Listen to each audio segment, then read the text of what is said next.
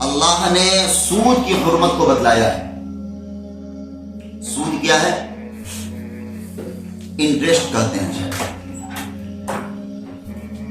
یہ اتنا بڑا حرام ہے، اتنا بڑا حرام ہے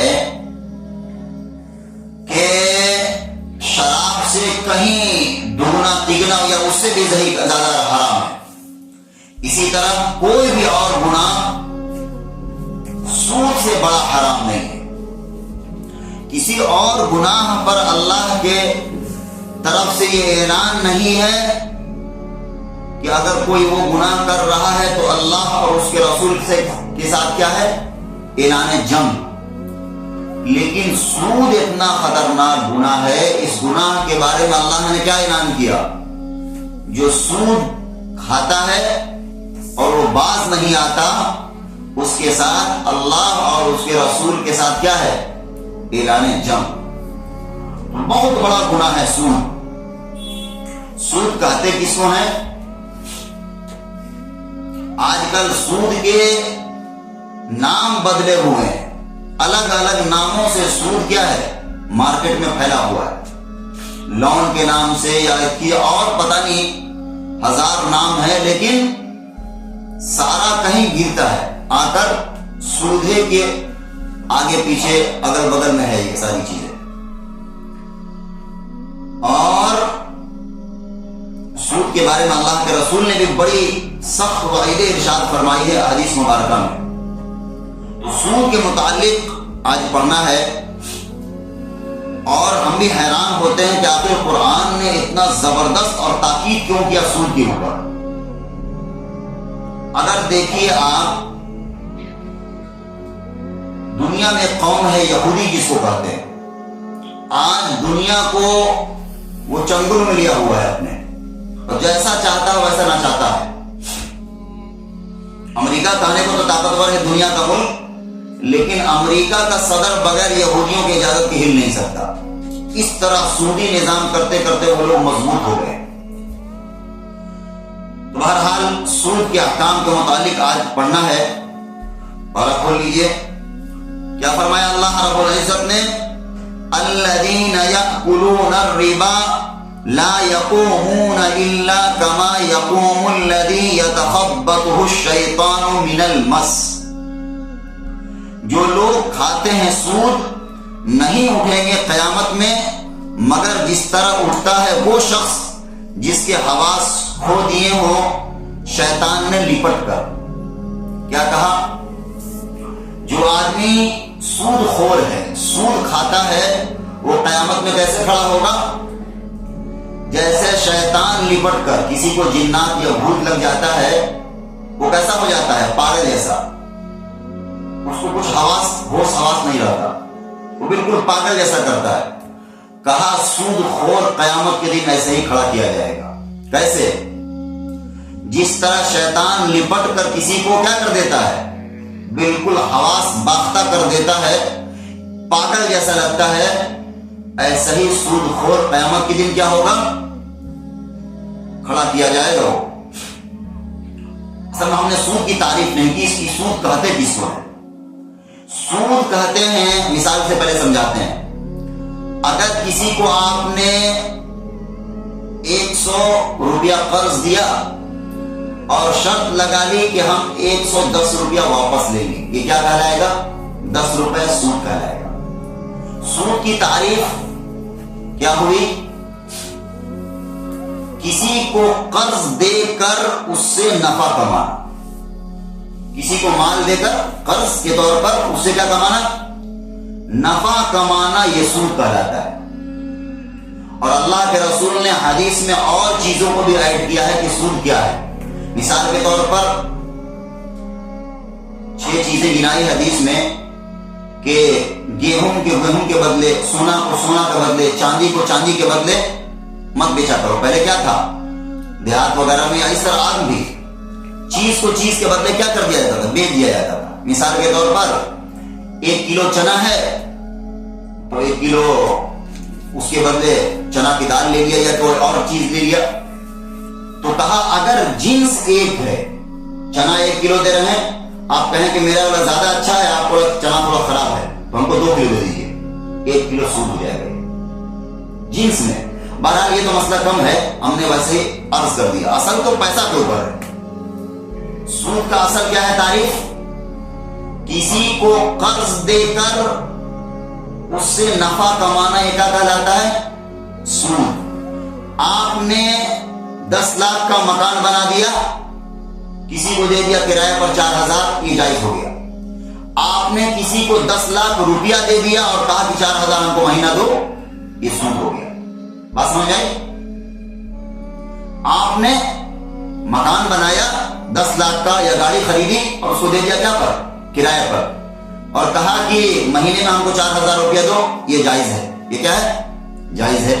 لیکن آپ نے 10 لاکھ کسی کو دیا لو قرض، اور ہر مہینے ہم کو 4,000 روپیہ دیتے رہو، یہ حرام ہے۔ اس سے بڑا حرام اسلام میں کچھ نہیں ہے۔ سود سے بڑا حرام اسلام میں کچھ نہیں ہے۔ کہا جو لوگ سود کھاتے ہیں قیامت کے دن کیسے اٹھیں گے؟ جیسے جس کو شیطان نے پکڑ کر یا اس کو چھو کر بالکل خبط الحواس بنا دیا ہے، پاگل جیسا، ویسے قیامت کے دن وہ اٹھیں گے۔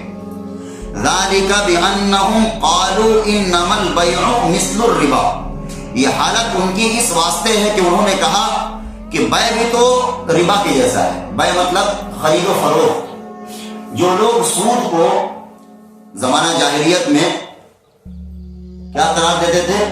حلال قرار دیتے تھے۔ جب اسلام نے اس چیز کو حرام قرار دیا تو وہ کیا کرنے لگے؟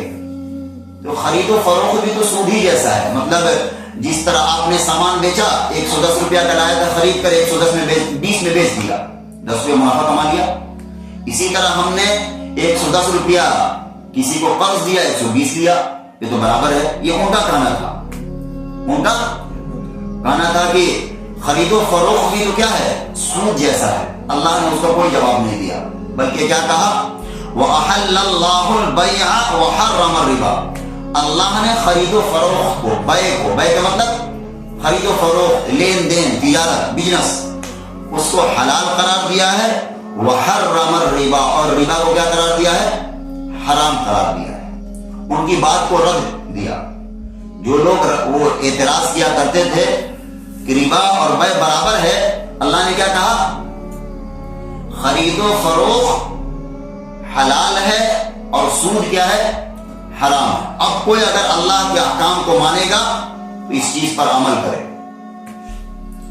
آگے کہا فَمَنْ جَاءَهُ مَوْعِظَةٌ مِّن رَّبِّهِ فَانْتَهَىٰ فَلَهُ مَا سَلَفَ، پھر جس کو پہنچی نصیحت اپنے رب کی طرف سے اور وہ باز آ گیا تو اس کے واسطے ہے جو پہلے کہہ چکا، یعنی جو پہلے اس نے سودی لین دین کیے تھے، اب احکام آنے کے بعد، قرآن کے احکام آنے کے بعد اگر باز آ گیا تو اس سے واسطے ہے۔ وَأَمْرُهُ إِلَى اللَّهِ، اور معاملہ اس کا اللہ کے حوالے، یعنی جتنا اس نے پہلے سود کھا لیا تھا اس کو واپس نہیں کرے گا۔ لگ رہا کہ مسئلہ ذرا ٹیڑھا ہے، بات سمجھ میں کم آ رہی ہے۔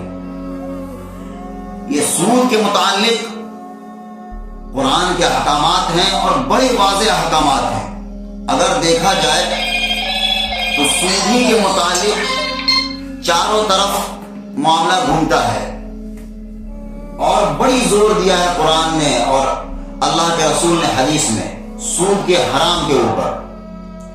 سود کے اوپر ایک بہت بڑے عالم نے بہت اچھی بات لکھی کہ جہاں سود زیادہ ہوگا وہاں کیا ہوگا؟ بے روزگاری عام ہو جائے گی۔ سود کا سب سے بڑا نقصان یہی ہے، مالدار امیر سے امیر ہوتا جاتا ہے اور غریب غریب سے غریب ہوتا جاتا ہے۔ آج دیکھیے مارکیٹ میں اتنا بے روزگاری ہے کہ مت پوچھیے، اور سارا ملائی جو ہے جمع کر کہاں جا رہا؟ اڈانی اور امبانی کے پاس۔ روز ہر 2-4 دن کے بعد نیوز دیکھتے ہیں کہ ایشیا کا ٹاپ امیر آدمی کون آ گیا، اڈانی یا امبانی۔ جس ملک کا حالت یہ ہے اس کی سب سے بڑی وجہ یہی ہے سود۔ جہاں بھی سود عام ہوگا اس کا معیشت ایک دفعہ ایک نہ ایک دن تباہ ہونا ہے۔ اور اللہ نے جو قانون بتایا اس میں دنیا میں بھی فائدہ ہے اور آخرت میں بھی ہے۔ بڑا اچھا دیکھنے میں لگتا ہے کہ ایک دفعہ لون بینک سے کیا اور لون کا معاملہ لے لیا اور ہم گاڑی کے مالک ہو گئے، گھر کے مالک ہو گئے، لیکن جب چکانا پڑتا ہے تب نانی یاد آتی ہے۔ ایسا معاملہ ہے، ہم نے اپنے آنکھوں سے دیکھا ہے۔ میرے گاؤں میں ایک عورت ہے، وہ سود پر پیسہ لے لی، ٹھیک ہے، اور اس کو ہر بدھ کو جمع کرنا ہوتا تھا۔ جیسے بدھ آتا تھا وہ بالکل پاگل جیسے ہو جاتی تھی، اس سے پیسہ لینا ہے، اس سے پیسہ لینا ہے، اور اس کا چہرہ پیلا پڑ جاتا تھا۔ یہی سود کا نظام ہے۔ ہم کم کھائیں گے، ہم نہیں چلیں گے، اگر اللہ نے ہم کو دیا ہے تب لے لیں گے، لیکن اگر سودی نظام آپ نے کر لیا تو گویا اپنے حلق کو بڑی کمپنی کے حوالے کر دیا، اپنے گردن کو، وہ جب چاہے گا آپ کو دبائے گا۔ یہ ہے سود، بڑی خرابی ہے، بڑی خرابی ہے۔ اللہ بچائے تمام مسلمان کو۔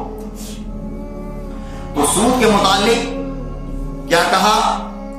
اگر تم نے جو پہلے کر لیا ہے سودی معاملہ تو تمہارے واسطے ہے، تم سے واپس نہیں مانگا جائے گا، تم اتنا کھا لیے ہو۔